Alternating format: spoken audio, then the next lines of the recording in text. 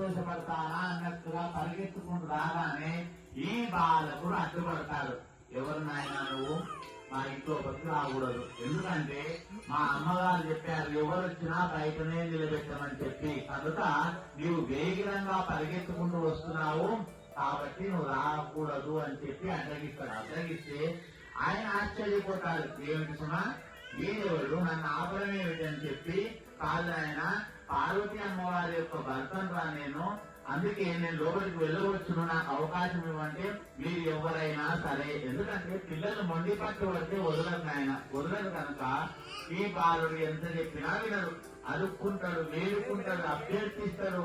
ఆ యొక్క అమ్మవారికి నేను స్వయాన భర్తను రా నన్ను లోపలికి పంపించమని చెప్తే ఆ పిల్లవాడు రానియక విసిగిస్తే పరమశివుని కోపం వస్తుంది. అందుకే మనము ఎప్పుడు కూడా భగవంతుని కలుస్తూ ఉంటే ఆయన సంతోషం కలుగుతుంది.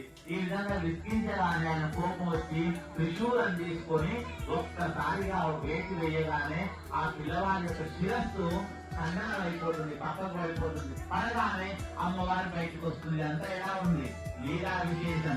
అక్కడ గజాసుని గౌరవించారు కాబట్టి ఇక్కడ ఈ విధంగా జరగాలి కనుక అమ్మవారంతసేపు బయటికి రాలేదు. నిజంగా ఆ పిల్లవాడు అలాగే ఉండాలంటే అమ్మ ఎప్పుడో బయటికి వచ్చేది, కానీ ఇక్కడ వరం ఇచ్చినందుకు ఆ వరం నెరవేరాలి కనుక అమ్మ ఆలస్యమైంది. ఆలస్యంగా అబ్బాయి ప్రాణాలు పోయాయి. తర్వాత అప్పుడు కొట్టగా అప్పుడు ఆమె రోగిస్తుంది, బాధపడుతుంది.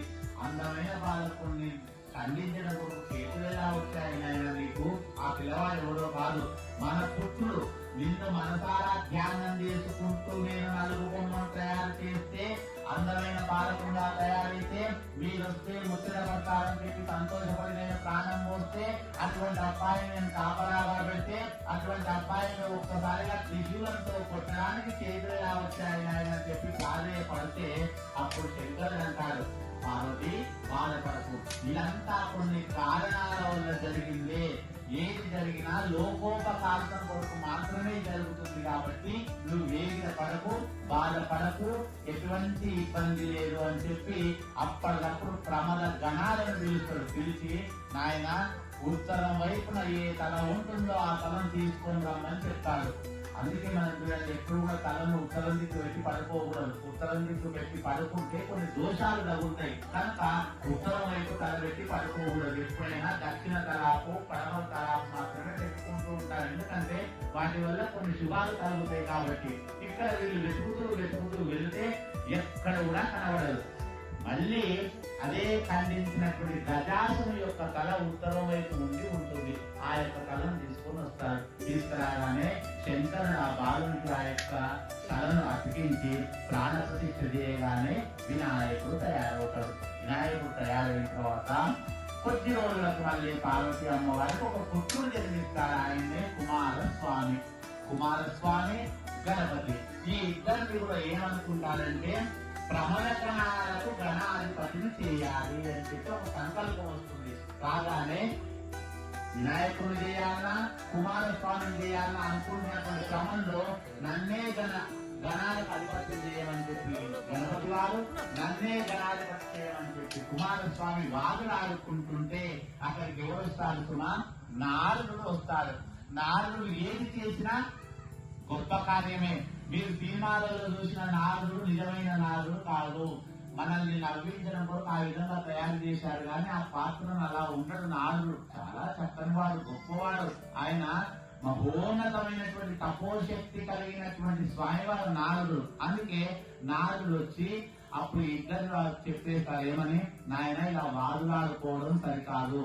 మీరు గణాధిపత్యం పొందాలి అంటే ఎవరు అన్ని లోకాలలో ఉన్న నదులలో స్నానం చేసి తిరిగి కైలాసానికి మొట్టమొదట వస్తారో వాళ్ళను గణనాయకులుగా చేస్తారు అని చెప్పగానే అప్పుడు కుమారస్వామి తన వాహనమైనటువంటి నెమలిని ఎక్కి స్నానం చేయాలని పరిగెత్తుతాడు.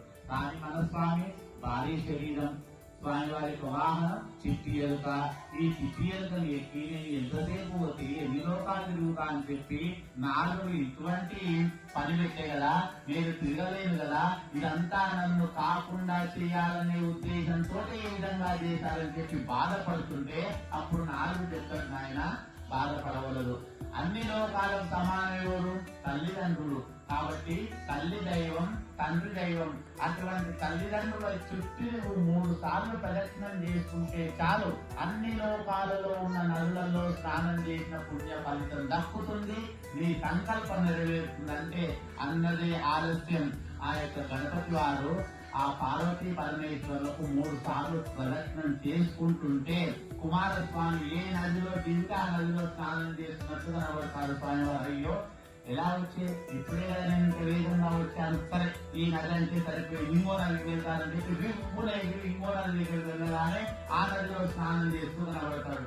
సరే ఇక్కడికి వచ్చాను, ఇంకో నదికి వెళ్దామని చెప్పి దూరంగా ఉన్న మరో నదికి వెళ్ళి దిగుతుండగానే అక్కడ స్నానం చేస్తూ కనబడతాడు. అప్పుడు కుమారస్వామికి అర్థమైపోతుంది, భగవంతుడు వీళ్ళ కనుక ఆయనకు అర్థమైపోయి మళ్ళీ ఆపసోపాలు పడుతూ కైలాసానికి రాగానే మళ్ళీ వినాయకుడు తల్లిదండ్రుల దగ్గర ఉంటాడు. అప్పుడు అనుకుంటాడు, తల్లిదండ్రులను మించిన దైవం లేదు కనుక మా అన్నయ్య ఈ తల్లిదండ్రుల చుట్టూ తిరగడం వల్ల అన్ని లోకాలలో ఉన్న నదులలో స్నానం చేసిన పుణ్యం దక్కింది కనుక ఆయనకే గణాధిపత్యం ఇవ్వమని చెప్పి కుమారస్వామి వేడుకుంటే అప్పుడు పరమశివుడు పార్వతి మాత ఈయనకు పట్టం కడతారు. పట్టం కడితే ఏం చేస్తారు బిడ్డ, అందరు దేవతలు వచ్చి ఈయనకు విందు ఇస్తారు. ఒక్కొక్కరొక వంటకం. మా తండ్రి ఆది దైవం అయిపోయి గణాధిపత్యం తీసుకున్నాడు కనుక భూత గణాలకు అధిపతి అయ్యాడు కనుక ఈయనకు తప్పకుండా ఏదో ఇంత విందు ఇవ్వాలి, ఏదో ఒక కానుక ఇవ్వాలి, ఏదో ఒక బహుమతి ఇవ్వాలి. చేతికి దొరికిందంతా తీసుకొచ్చి ఇస్తారు కొంతమంది. అలాగా ఉండ్రాళ్ళు ఒకరు, పాయసం ఒకరు, చెల్లెలు ఒకరు, రకరకాల పదార్థాలు తీసుకొచ్చి గణపతి ఎటువంటి వాడు తెలిసిన చిన్న పిల్లవాడు ఏది తెచ్చినా తీసుకుంటాడు, పెద్దవాళ్ళు ఏది తెచ్చినా తీసుకుంటాడు. ఎందుకో తెలిసినా వాళ్ళు బాధపడకూడదు అని చెప్పి. అటువంటి గొప్ప దైవం మహాగణపతి వారు కనుక అందరు తెచ్చిన విందును స్వీకరిస్తాడు. స్వీకరించగానే పొట్ట బరువెక్కుతుంది. పొట్ట బరువెక్కగానే ఆ తల్లిదండ్రులకు నమస్కారం చేసుకున్నామని చెప్పి ప్రయత్నం చేస్తుంటే ఆపసోపాలు పడుతుంటే శివుని యొక్క శిరస్సును చంద్రుడు పక్కన నవ్వుతాడు. ఎందుకు, ఆయన పడుతున్నటువంటి బాధను చూసి కొంతమంది నవ్వుతారు కదా, అలాగా నవ్వుతాడు. ఆపసోపాలు పడుతున్నాడు కదా, నడుము వంగుతలేదు కదా, పొట్ట ఇంత పెద్దగా అయింది కదా అని చెప్పి ఆ సన్నివేశం చూసి నవ్వగానే దిష్టి రాకుతుంది. అందుకే చూసి రాబిడ్డ, భూలోకంలో అతి భయంకరమైంది ఏంటంటే దిష్టి. అటువంటి దిష్టి రాకగానే వినాయకుడు పొట్ట పగిలిపోతుంది. పొట్ట పగిలిపోగానే అప్పుడు పార్వతీ అమ్మవారికి మహాకోపం వస్తుంది. అందుకే పిల్లలకు ఏదైనా జరిగితే మొట్టమొదటి బాధపడేది ఎవరు బిడ్డ అంటే తల్లి. తల్లి తర్వాతనే తండ్రి బాధపడతాడు. కనుక తల్లికి ఉన్నటువంటి దయ ఎవ్వరికీ ఉండదు. అందుకే పిల్లల మీద ఎంత కోపం వచ్చినా తల్లి చిత్తకూడదు బిడ్డ. అందుకే ఎంతకి ఏం చేసేవాళ్ళు తెలిసినా పిల్లలు తప్పు చేస్తే నీ లగ్గం చేస్తే బిడ్డ అనేవాళ్ళు. లగ్గం అనేది మంచి మాటనే కదా, నీ లగ్గం చేస్తే బిడ్డ అనుకోవచ్చు అనుకుంటుంది.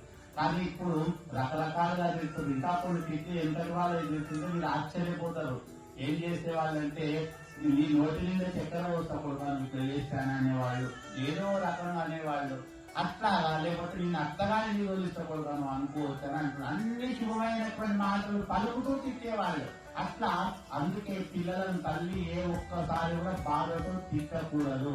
కనుక ఆ పార్వతీ అమ్మవారు ఈ పిల్లవాడి యొక్క పరిస్థితి చూసి బాధను తట్టుకోలేక చంద్రుని శపిస్తుంది. దుర్మార్గుడా, అల్లారుముద్దుగా ఉన్నటువంటి నా కొడుకు పట్టాభిషేకం చేసుకుని నాకు నమస్కారం చేసుకుంటుంటే ఉండలేకపోతే నువ్వు భరించలేక నవ్వుతావురా నవ్వు. ఆ పిల్లవాడికి ఇట్లా అయింది రాని ఇప్పుడు కూడా చూస్తుంటావు.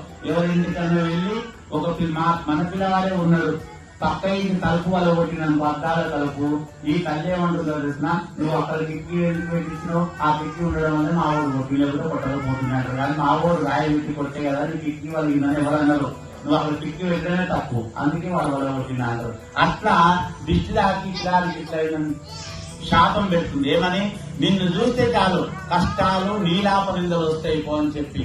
అప్పుడు చంద్రుడు బాధ తట్టుకోలేక రోజు రోజు క్షీణించిపోతుంటాడు, బాధపడి బక్కలైపోతుంటాడు, వెలుగులు తగ్గిపోయి అప్పుడు మళ్ళీ వీళ్ళని వేడుకుంటాడు. అమ్మా నన్ను ఇట్లా చేస్తే ఏమైనా సబబేనా, ఇప్పటికైనా నన్ను క్షమించమని వేడుకుంటే మిగతా దేవతలు కూడా వేడుకుంటారు. వేడుకొని అమ్మా చంద్రుని చూడకుండా ఎవరూ ఉండలేరు కాబట్టి దయచేసి సంహారం చేసుకో, ఈ యొక్క ఉపహారం చేసుకో శాపాన్ని అని చెప్తే ఆమె తల్లిదయ్య కనుక సరే ఇప్పటికి నేను ఒప్పుకుంటున్నా, రోజు చూడవచ్చు. కానీ వినాయక చవితి రోజున చూస్తే మాత్రం కష్టాలు తప్పవు, నీలాప నిందలు తప్పవు అని చెప్పి ఆమె అక్కడికి శాపాన్ని ఉపసంహరిస్తుంది.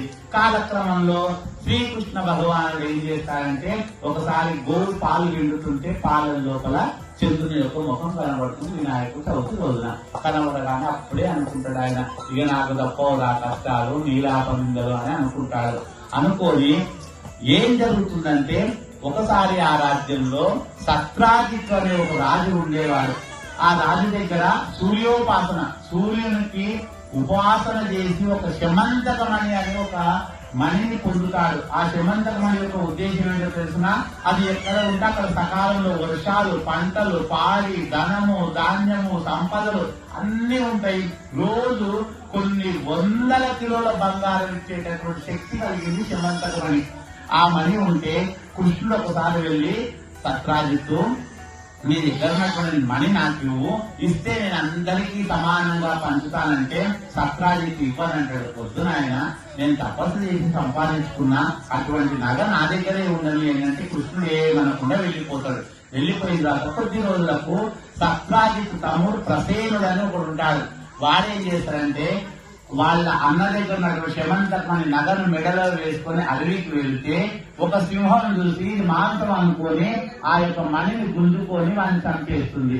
చంపేయగానే ఆ మణిని తీసుకున్నటువంటి సింహము ఇది పనికిరాందని చెప్పి అక్కడ వదిలిపెడితే, ఇంతలో జాంబవంతుడు అని చెప్పి ఒక ఎలుగుబంటి అక్కడికి వచ్చి ఆ యొక్క మణిని తీసుకొని, నా పిల్ల ఆడుకోవడానికి బాగుందని చెప్పి గుహలోపలికి వెళ్లి ఉయ్యాల కట్టి పిల్లని ఆడిస్తున్నాడు.